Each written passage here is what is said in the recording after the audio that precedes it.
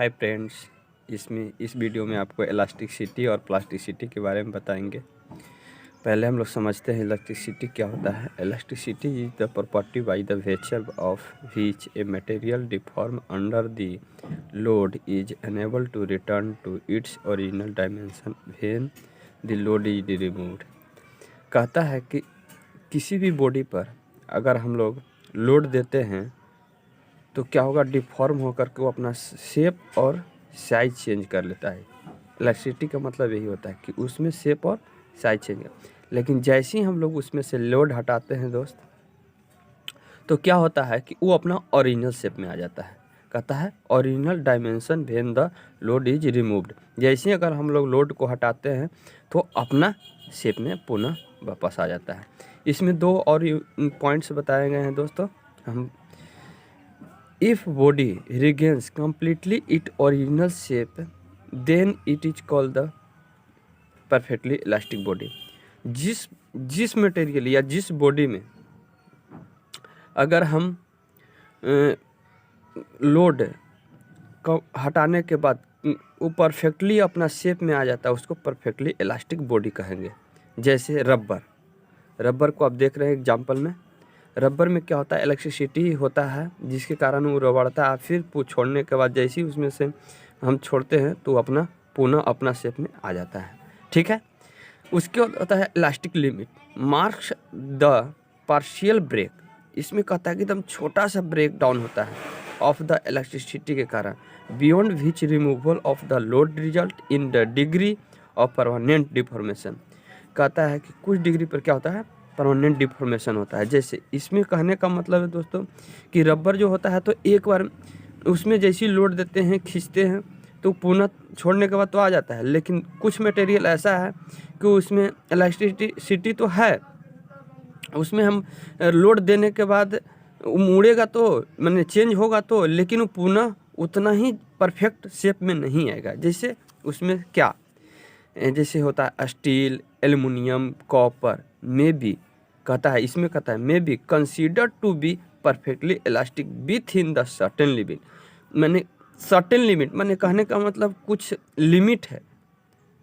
कुछ लिमिट मतलब ज़्यादा आप नहीं कर सकते हैं, ज़्यादा आप लोड देने के बाद उस पुनः अपना शेप में नहीं आ सकता। इसीलिए उसका जो अपना लिमिट है, सर्टेन लिमिट तक ही वो अपना शेप में आएगा दोस्तों। ठीक है, चलते हैं आगे। हम बताते हैं आपको प्लास्टिसिटी के बारे में कि प्लास्टिसिटी क्या होता है।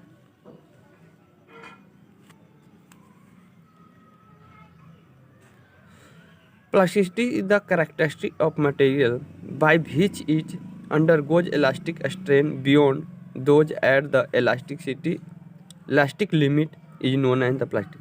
इलास्टिसिटी का ही अपोजिट होता है प्लास्टिसिटी दोस्तों। होता क्या है इसमें कि इसका कहने का मतलब ये डिफॉर्म होता है, लोड देने के बाद इसमें डिफॉर्मेशन आता है।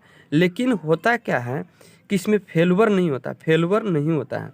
जैसे आप समझते हैं, एक और चीज़ लेते हैं कि this property is the particularly useful in operation of pressing and forging. Pressing का मतलब है दोस्तों कि कोई कंप्रेस कर रहे हैं, मैंने कोई फोर्स दे रहे हैं। फॉर्गिंग का मतलब होता है हीट, जो में हीट के कारण चेंजिंग होगा उसके अंदर। और जो प्रेसिंग के कारण चेंज होगा वो कोई कंप्रेसिव लोड या आप किस तरह का लोड दे रहे हो ऊपर से, उसमें चेंजिंग होता है, उसका कहता है दोस्तों। तो इसमें क्या होता है, डिफॉर्मेशन हो जाता है। कोई भी बॉडी को क्या होता है, डिफॉर्म हो जाता है और उस अवस्था में नहीं आता है प्लास्टिसिटी में अंतर यही है। इलास्टिसिटी और प्लास्टिसिटी में यही दिक्कत है, आती है, अंतर है कि इलास्टिसिटी अपना शेप में आ जाता है, लेकिन प्लास्टिसिटी अपना ही शेप में नहीं आता है, चेंज कर जाता है। साइज और शेप दोनों चेंज कर देता है। When large deformation occur in a ductile material loaded in the plasticity region, the material is said to undergo the plastic flow. इसमें एक प्लास्टिक फ्लो होता है जिसके कारण क्या होता है, लार्ज डिफॉर्मेशन हो जाता है दोस्तों लोड के कारण। डक्टाइल मटेरियल का लचीलापन, उसके अंदर ये मनने मुड़ने की क्षमता, लचीलापन हो, उसको डक्टाइल मटेरियल। जैसे में आ जाता है आपको दोस्तों स्टील, कॉपर, एल्युमिनियम, ये सब सारे चीज़ आते हैं दोस्तों। एक ग्राफ भी हम इसमें लिए हैं दोस्त।